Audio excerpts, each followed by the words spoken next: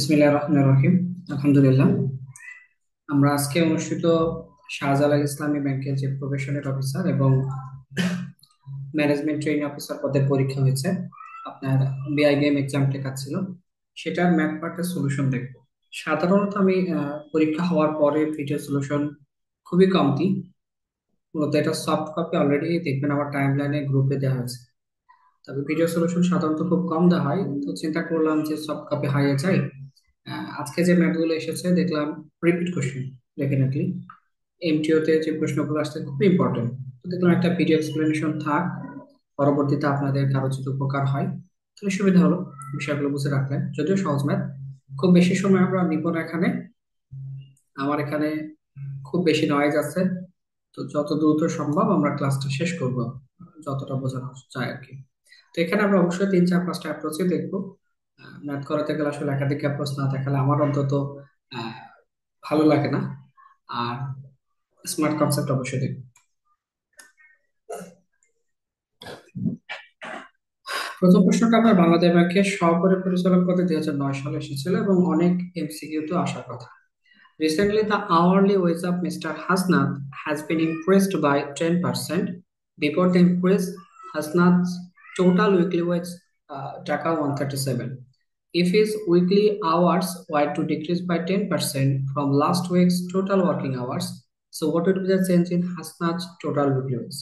Percentage থেকে একটা math. আমি আবার বলছি, আমার এখানে বেশ নয়েজ আছে, সো সারাউন্ডিংটা এমন করে দিয়েছে যেন নয়েজ কম আসে।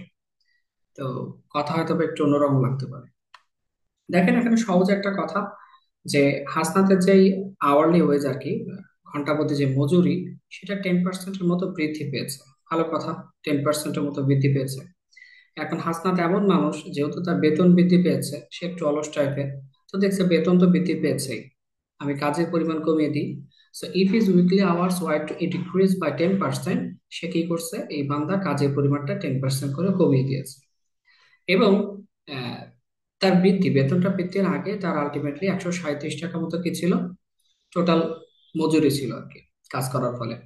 তো এই ক্ষেত্রে এই যে বেতন বৃদ্ধি পেল এবং সে যে কাজের পরিমাণটা কমিয়ে দিল, এতে করে তার আলটিমেট ইফেক্টটা কি হয়েছে, তার কি লস হলো বা লাভ হলো, মানে পরিবর্তন কি, সেটা আমাকে বের করতে হবে। তো আমি আবার বলছি, এটার সফট কপি সলিউশন আমি অলরেডি আপনাদের গ্রুপে দিয়েছি, তারপরও কিছু এক্সপ্লেনেশন আমরা এখানে রাখবো ইনশাআল্লাহ। তো এখান থেকে আমরা যদি অ্যাপ্রোচ 1 ধরি, এটাকে 10 সেকেন্ডে করা যায়। হ্যাঁ, এটা 10 সেকেন্ডে করা যায়।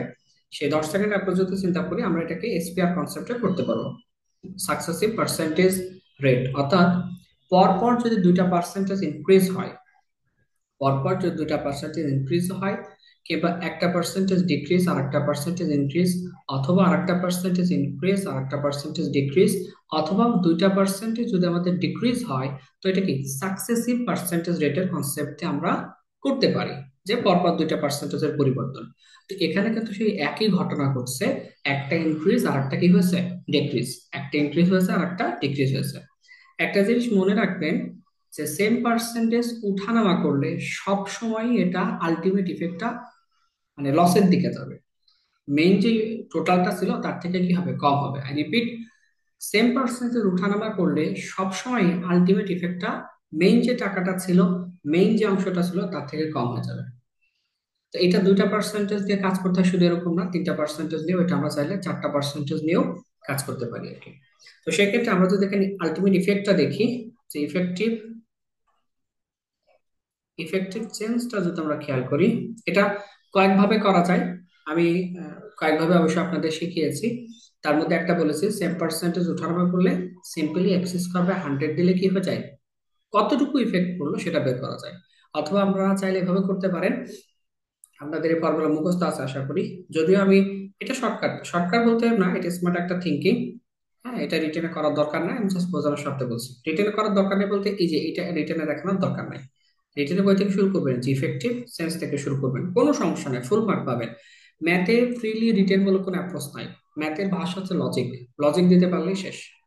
তো এটা কি করতে পারেন, একটা 10% ইনক্রিজ মানে কি প্লাস, একটা 10% ডিক্রিজ প্লাস, একটা 10% ইনক্রিজ এবং একটা 10% ডিক্রিজ ডিভাইডেড বাই 100। তো এইটা তো ক্যান্সেল আউট হয়ে যায়, থাকে কি থাকে, দেখেন 10 আর 10 মানে কি, 10 স্কোয়ার ডিভাইডেড বাই 100 থাকে। তো এই জন্য এটাকে বলি যে এক্স স্কোয়ার বাই 100, অর্থাৎ সেম পার্সেন্টেজ, যে পার্সেন্টেজটা ওঠানামা করলে ওইটা বাই 100 দিলে আমাদের কি হয়, হয়ে যায়। এবং এখানে যে মাইনাসটা থাকে, this is representing us the negative value. এটা কি নেগেটিভ ভ্যালু রিপ্রেজেন্ট করবে, মানে এটা কমতেছে সেটা বোঝায়। তাহলে ইফেক্টিভ চেঞ্জ কত, সিম্পলি আমাদের 10 স্কোয়ার ডিভাইডেড বাই 100, তারপরে 1%-এর মতো আলটিমেটলি দেখা যায় মোটের উপরে পরিবর্তন হবে, এবং ডেফিনেটলি সেটা কি কমবে।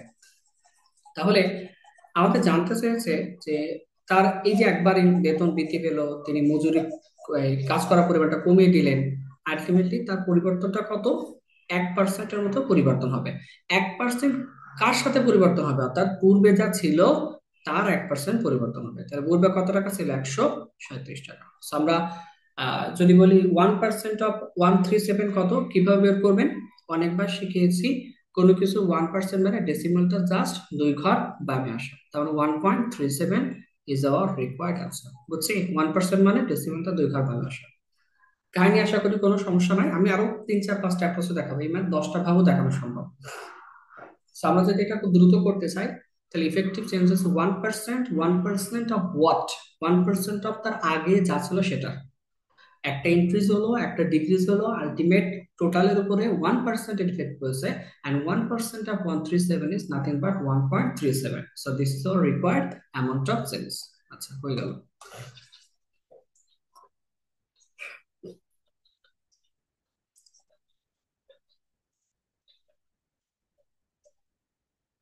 ওকে, সো আলহামদুলিল্লাহ, এটা আমাদের অ্যাপ্রোচ 1 গেলে আমরা অ্যাপ্রোচ 2 চিন্তা করতে পারি। ধরে নেন হাসনাত সাহেবের ইনিশিয়াল ইনকাম ছিল, ইনিশিয়াল ইনকাম ছিল বা ইনিশিয়াল স্যালারি ছিল, বা ইনিশিয়াল ইনকামই ধরি, হ্যাঁ, ইনিশিয়াল ইনকাম কত টাকা ছিল, ইনিশিয়াল ইনকাম সাপোজ ধরে নেন, আমি এক্স এ যাচ্ছি না, এক্স ধরে করতে পারেন, আমি ইউনিট ধরে করবো, কারণ এক্স ধরে করলে মান বের করে আনতে হয়, ঝামেলা। 10 টাকা ছিল আমাদের ইনিশিয়াল ইনকাম প্রতি ঘন্টায়। এবং ওয়ার্কিং আওয়ার কত ছিল, সাপোজ আমরা ধরে নিব যে হাসনাত সাহেবের ওয়ার্কিং আওয়ার 10 ঘন্টা করে সে কাজ করতো, এবং এটা আমি চেষ্টা করবো 100 দিকে কনভার্ট করার, তাহলে ক্যালকুলেশনটা আমাদের সুবিধা হবে। যদি তাই হয়, তাহলে টোটাল ইনকাম কত ছিল বা টোটাল ওয়েজ ছিল হচ্ছে, টোটাল মজুরি যদি চিন্তা করি সেটা হচ্ছে 10 টাকা করে প্রতি ঘন্টায়, 10 ঘন্টা ইনকাম করতো, তাহলে মোট সে 100 টাকা পরিমাণ ইনকাম করতো। ভালো কথা। হাসান সাহেব দেখলো তার বেতন বৃদ্ধি পেয়েছে কতটুকু, 10%। তাহলে 10-এর 10% বৃদ্ধি পাওয়া মানে কি, বুঝছেন তো ঘটনাটা? 10% মানে কি, 10% মানে 1/10। পার্সেন্টেজের ভাষায় যেটা 1/10, সরি, পার্সেন্টেজে যেটা 10%, ফ্রাকশনে সেটা 1/10 কে রিপ্রেজেন্ট করে। কোনো কিছু 10% বৃদ্ধি পাওয়ার অর্থ 10 থেকে 1 বেড়ে সেই 11-তে পরিণত হয়, তাই না? তো এটা একবারও বের করতে পারেন যে 10% বৃদ্ধি পাওয়ার অর্থ সেটা, এভাবে চিন্তা করতে পারেন যে 10 থেকে 11-তে পরিণত হয় মানে 11 টাকা আসে। এত কিছু করা লাগে না, দেখলে বুঝে ফেলা যায়। আর ওই অলস মানুষ যেহেতু বেতন বৃদ্ধি পেয়েছে, তো তিনি ওয়ার্কিং আওয়ারটা কমিয়ে দিবেন। অর্থাৎ আগে যেটা 10 ছিল, 10% কমানোর অর্থ হচ্ছে 10-এ 1 কমে সেটা 9 পরিণত হওয়া। তাহলে খেয়াল করলে দেখা যায় এটা কত, 9। তাহলে আলটিমেটলি দেখা যায় এখন 11 টাকা করে বেতন পাবে, আর সে 9 ঘন্টা করে আমাদের কাজ করবে। এটা কিন্তু টোটালি রিটেন অ্যাপ্রোচ, কোনো সন্ধানে সুন্দর করে অ্যাপ্লাই করতে পারবেন, ঠিক আছে? তো এখনকার দেখবো যে নতুন ইনকাম কত। নতুন ইনকাম হচ্ছে 11 টাকা করে প্রতি ঘন্টায় পায়, 9 ঘন্টা কাজ করে এই বেচারা, তাহলে 99 টাকা পরিমাণ সে ইনকাম করতেছে। তো দেখা যায় আগে 100 টাকা পরিমাণ ইনকাম করতো, এখন 90 টাকা, 99 টাকা পরিমাণ ইনকাম করতেছে। তাহলে কি 1%-এর মতো, আহ 100 টাকায় কত, 1 টাকা, মানে 1%-এর মতো পরিবর্তন হয়েছে না? তাহলে এই যে 1% পরিবর্তন হইলো, এখন তাদেরকে বলে দিবেন 1% ইন টোটাল সেন্স, লিখে দিবেন 1% ইন টোটাল সেন্স। আর এখানে বলে দিবেন so required sense of mister Hasnat weekly wage, total সাপ্তাহিক টাকার উপরে পরিবর্তন হবে 137-এর 1%, মানে আলটিমেটলি 1.37 টাকা। অর্থাৎ মিস্টার হাসনাত আগে যখন 137 টাকা পাইতো, এখন সে তার 1% কম পাবে। তার 1% কম পাওয়ার অর্থ হচ্ছে 135.63 টাকা পাবে। ওই বেচারা তো লসে পড়লাম অলরেডি, তাই না? আগে একটু বেশি পাইতো, এখন বেতন বৃদ্ধি পেয়েছে, কাজের পরিমাণটা কমিয়ে দিয়েছে। যদি কাজের পরিমাণটাও বৃদ্ধি পেত, তার বেতনও কিন্তু অনেক বৃদ্ধি পেত। সো এইটা আমাদের 2 নম্বর চিন্তাধারা হতে পারে। আশা করি সমস্যা নাই।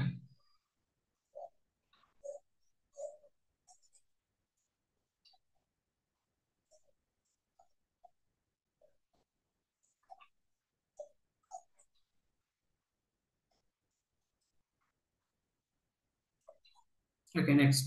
আচ্ছা, রেকর্ড হয়তো তাহলে তো আবার বিপদ। ঠিক আছে, আমরা এখন যাব অ্যাপ্রোচ 3। দেখেন, এই টাইপের ম্যাথগুলো, সাকসেসিভ পার্সেন্টেজের ম্যাথগুলো আমি অনেকবার দেখিয়েছি যে আমরা চাইলে এটা মাল্টিপ্লাইং ফ্যাক্টর কনসেপ্টে অ্যাপ্লাই করতে পারি কোনো চিন্তা ছাড়া, তাই না? এবং মাল্টিপ্লাইং ফ্যাক্টর কনসেপ্ট দিয়ে আমরা বুঝতে পারবো আলটিমেট ইফেক্টটা কত হয়েছে, অর্থাৎ আগে কত ছিল এবং পরে কত হচ্ছে। দেখেন, একটু আগে আমি বললাম যে পার্সেন্টেজের ভাষায় যেটা 10%, ফ্র্যাকশনে সেটা 1/10 কে রিপ্রেজেন্ট করে। আর রিপিট, পার্সেন্টেজের ভাষায় যেটা 10%, ফ্র্যাকশনে সেটা 1/10 কে রিপ্রেজেন্ট করে। যখনই হাসনাত সাহেবের বেতন 10% বৃদ্ধি পেয়েছে, এর অর্থ 10-এ 1 বৃদ্ধি পেয়ে সেটা 11 ইউনিটে পরিণত হয়েছে। ভালো কথা। পরে কি হয়েছে? অলস মানুষ, সে আগে যে পরিমাণ আহ, সময় কাজ করতো 10% সময় কমিয়ে দিয়েছে। অর্থাৎ আগে যদি সে 10 ইউনিট পরিমাণ সময় করতো, ব্যয় করতো, এখন 10 থেকে 1 কমে সেটা 9 ইউনিটে পরিণত হবে। আলটিমেট ইফেক্ট যদি আমরা খেয়াল করি, 9-11-99 ডিভাইডেড বাই কত, 100। তার মানে দেখছেন, গ্রস বা টোটাল একটা ইফেক্ট এখানে বোঝা যায় যে আগে সে 100 ইউনিট টাকা পরিমাণ পেত, 100 ওয়েজ মজুরি পেত, 100 ইউনিট পরিমাণ ওয়েজ পেত, এখন সে 99 ইউনিট পরিমাণ ওয়েজ পাচ্ছে। তাহলে 100-তে 1 কমতেছে, তাহলে 1%-এর মতো ইন টোটাল সেন্স লিখে দেবেন, 1% ইন টোটাল সেন্স।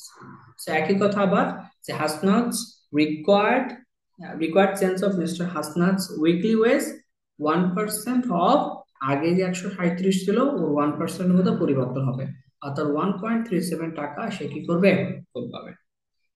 বুঝছি ঘটনাটা? যে যে বুঝেন নাই হাত ওঠান দ্রুত। আশা করি কোনো সমস্যা না। এটা আসলে সহজ একটা math, to be honest, this the definitely easy math, but I am just delivering this type of approach to you, যেন আপনি ডিফারেন্ট ডিফারেন্ট ভাবে ভাবতে পারেন। আমি শুধু দরজাটা ওপেন করে রাখছি।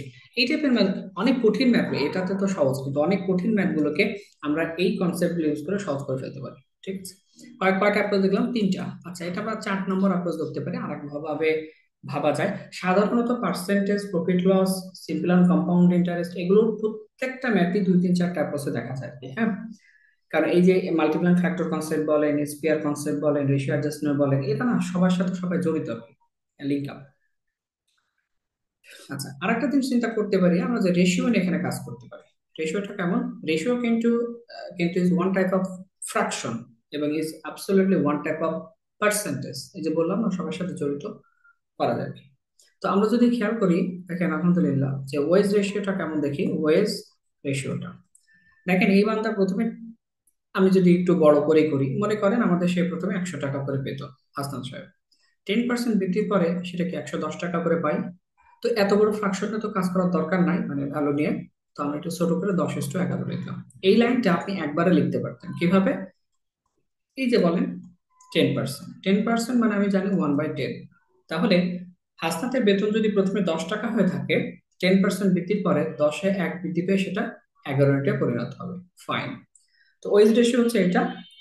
আর একটা কি, ওয়ার্কিং আওয়ার রেশিও আছে। সেই ব্যক্তি কাজ করতেছে, হাসনাত কি করে, কাজও করে। ছেলে কিন্তু ভালো, কাজ টাজ করে, অন্তত অনেকে তো কাজই করে না। তো ওয়ার্কিং রেশিও হচ্ছে, মনে করেন হাসনাত প্রথমে 10 ইউনিট, 100 ইউনিট করে কাজ করতো, কিন্তু এই বেচারা যখনই দেখছে বেতন বৃদ্ধি পেয়েছে, সে কি করছে, কাজের পরিমাণ 10% কমিয়ে দিয়েছে, মানে 90-তে চলে আসছে। তাহলে সেটা একবারে কি লেখা যায়, 10:9 লেখা যায়। এই জিনিসটা আমরা একবারে কিভাবে লিখতে পারতাম?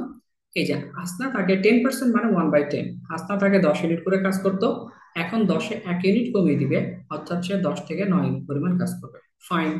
এখন যদি আমরা চিন্তা করি, আগে 10 ইউনিট করে টাকা পেত, 10 আওয়ার করে কাজ করতো, তাহলে আগে আমাদের 100 টাকা পরিমাণ মজুরি পেত। Fine.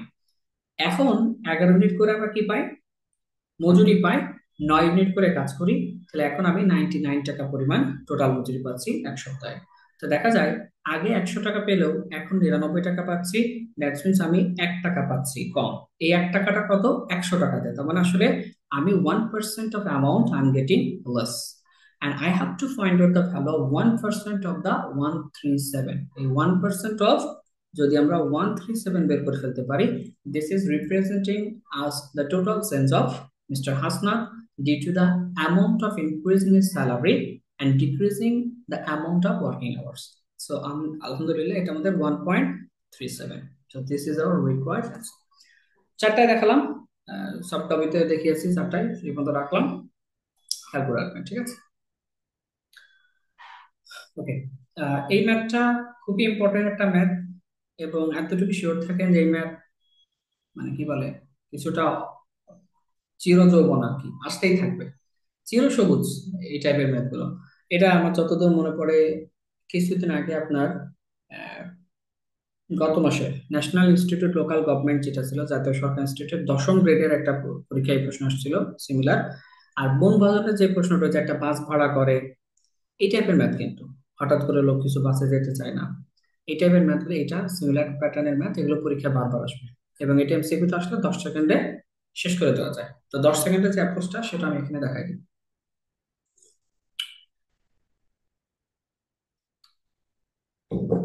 Okay. A student purchased some chocolate from a shop for Taka 120. In the next shop, he found that the price of his chocolate is Taka 3 less than what was charged at the previous shop, and as he could have purchased two more chocolates. So, how many chocolate did he buy from the first shop? তার মানে প্রথম shop থেকে কয়টা chocolate কিনছিল সেটা বের করতে হবে। Purchase some chocolate from a shop for টাকা 120, একটা দোকান থেকে 120 টাকাতে কিছু চকলেট কিনছে। Next shop he found that the price of his chocolates টাকা 3 লেস, পরের দোকান থেকে দেখছে 3 টাকা করে চকলেটের দাম কম, এবং আগের দোকানে যতটুকু চার্জ করেছিল আর কি। তো এই ক্ষেত্রে দেখা যাচ্ছে সে দুইটা চকলেট কি, যেহেতু 3 টাকাও কম, এই দোকান থেকে কিনলে আরো দুইটা চকলেট বেশি পেত। তাহলে প্রথম দোকান থেকে কতগুলো চকলেট কিনছে সেটা আমাকে ফাইন্ড আউট করতে হবে। অনেকভাবে চিন্তা করা যায়। প্রথম যদি আপনি এটাকে স্প্লিট মার্কস করেন, অর্থাৎ সুপার টাইম সেভিং অ্যাপ্রোচ যদি আপনি চিন্তা করেন, তাহলে আমরা এখানে বলবো applying split and marks concept. এটা আমি খুব ডিটেলস আপনাদের দেখাচ্ছি না, যেহেতু আমি অলরেডি এটা অনেকবার দেখিয়েছি ক্লাসে, তাই না, অনেকবার করছি। যে এই যে 120 টাকা, কাহিনী কিন্তু 120 টাকা নেই, মানে এই স্টুডেন্টের কাজ, এখানে যা কিছু হোক না কেন সেটা 120 টাকা করে। So if I can split this 120 in a required figure, I think I will get the required answer. এই 120 কে যদি আমরা কোনোভাবে সুন্দর করে স্প্লিট করে ফেলতে পারি, এবং শুধু স্প্লিট করলে হবে না, এবং মার্কস করে দেখবো আমাদের কন্ডিশন ঠিকঠাক হচ্ছে কিনা, এটাকে হিট অ্যান্ড ট্রায়াল পদ্ধতিও বলে, যে হিট করবো এবং ট্রায়াল করবো, তাহলে মূলত আমাদের ম্যাথটা হয়ে যাবে। সো এখানে যত যা কাজ হোক, সব কাজ 120 নিয়ে। সো এই 120 কে আমরা মূলত স্প্লিট করে ফেলবো। অনেকভাবে স্প্লিট করা আছে, আমি সবগুলো দেখাচ্ছি না, কারণ এর আগে আমি অলরেডি দেখিয়েছি যে কোনটা নিব কোনটা নিব না, কেন নিব। কারণ 120 কে আপনি 60 গুণিত 2 এভাবেও লিখতে পারেন, তাই না? হ্যাঁ। তারপরে 30 গুণিত 4 সেটাও লিখতে পারেন, কিন্তু ওটা কেন নিব না, কেন আমি এখানে 8 গুণিত 15 নিব, এটা যেহেতু আমি অলরেডি আলোচনা করে আসছি, শুধু এটা নিয়ে করছি। দেন এই 120 কে আমরা আবার কি করব, আর একটা পেয়ারে ভাঙবো, সেটা তো অবশ্য 10 গুণিত 12 নিব। আবার বলছি, ডিটেলস আলোচনা করলাম না, খেয়াল করেন 10 গুণিত 12 এবং 8 গুণিত 15 নিয়ে আমার লাভটা কি, এটা কি ঠিকঠাক হয়েছে কিনা। তো প্রথমে ধরে নিলাম যে আমাদের 8টা চকলেট সে কিনেছিল, এবং প্রতিটা চকলেটের দাম ছিল কত, 15। এখানে মূলত 120-এর দুইটা পেয়ার নিতে হয়, এমন দুইটা পেয়ার নিতে হয় যেন ডিফারেন্সটা সমান হয়। এবং আমি দেখবো যে যদি সে পরের দোকান থেকে কিন্তু 3 টাকা করে কম হতো দাম, তাহলে 15 থেকে পরের দোকানে গেলে 3 কমালে কত, 12 আসবে। এবং অ্যাজ এ রেজাল্ট দুইটা চকলেট বেশি পেতো, অর্থাৎ 8 থেকে 2 বেশি পেয়ে কত পেতো বলুন তো, 10 পেতো। তাহলে কন্ডিশন কি ঠিকঠাক না? ঠিকঠাক। তার মানে খুব ট্রুলি বলা যায়, প্রথম দোকান থেকে সে 8টা চকলেট কিনেছিল, প্রতিটার দাম ছিল 15 টাকা করে। যদি পরের দোকান থেকে কিন্তু দুইটা চকলেট বেশি পাওয়ার অর্থ 10টা পেত, এবং আমাদের দাম হতো কত, 12 করে। এখন দেখবেন এটা গুণ করে কি 120 আসে? ডেফিনেটলি আসে, আমি তো বলেই দিলাম, তাই না? তো এটা ডিটেলস আলোচনা করলাম না, বাট কনসেপ্ট ইজ 8টা চকলেট মূলত সেখান থেকে পাবে আর কি। তবে এই টাইপের প্রশ্ন সম্ভবত ডিবিবিএল আমি আরেকটু, আপনাদের যারা ফ্রি দেখবেন ইউটিউবে, ডিবিবিএল ক্লাস অলরেডি আমি আলোচনা করে আসছিলাম, ঠিক আছে? তো এই স্প্লিট আর মার্কসে এই টাইপের ম্যাথ গুলো অন্যরা যখন এক্সেল করতে যাবে, আপনি এটা 10 সেকেন্ডে শেষ করে দিতে পারবেন, এটা একটা ভালো বিষয়। আচ্ছা, নেক্সট আমরা কি করতে পারি, এটাকে আমরা x1 x y z ধরে করতে পারি। তো প্রথমে বলে দিব, let he bought x number of chocolates from first shop. তাহলে প্রথম শপ থেকে ধরলাম x সংখ্যক চকলেট কিনেছিল, ভালো কথা। দেন তাহলে দেখা যায় 120 টাকা দিয়ে প্রথম শপ থেকে x সংখ্যক চকলেট কিনেছিলেন। দ্বিতীয় শপ থেকে 120, কিন্তু আরো দুটো চকলেট কি হয়েছে? বেশি পেতেন। তাহলে এই দুটার ডিফারেন্স কত বলেন তো? 3 টাকা না? কেন 3 টাকা বুঝছেন? 120 আপনার টোটাল টাকা, এক্স নাম্বার অফ চকলেটস, তাহলে প্রতিটা চকলেটের দাম আসতেছে না? প্রতিটা চকলেটের দাম কত টাকা সেটা আসতেছে।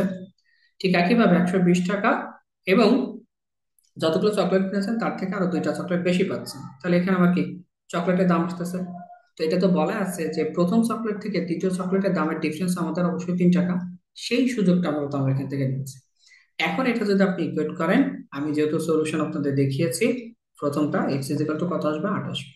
এটা ক্যালকুলেশন করলেই শেষ। তাহলে এটা আমাদের অ্যাপ্রোচ নাম্বার 2। বুঝছেন এটা কিসের ডিফারেন্স নিলাম? এটা আসলে দামের ডিফারেন্স নিলাম। আপনি চকলেটের ডিফারেন্স নিয়েও করতে পারেন, যে 120 টাকা দিয়ে এক সংখ্যক চকলেট পাওয়া যায়। এই যে হয় না, মনে করেন 120 টাকা দিয়ে 10টা ডিম কিনছেন, তাহলে কয় টাকা? 12 টাকা করে দিতে পারেন। আবার মনে করেন 120 টাকা দিয়ে 12টা ডিম কিনছেন, তাহলে কি 10 টাকা করে। তাহলে এই যে পার ডিমের ডিফারেন্সটা কত? 2 টাকা হচ্ছে না? তো এখানেও ঠিকই পার চকলেটের ডিফারেন্স কি? 3 টাকা। তাহলে এইটাকে আমরা ইকুয়েট করে ক্যালকুলেশন করে করে আসতে পারি। ওকে, সো চলেন আমরা অ্যাপ্রোচ নাম্বার 3 করি।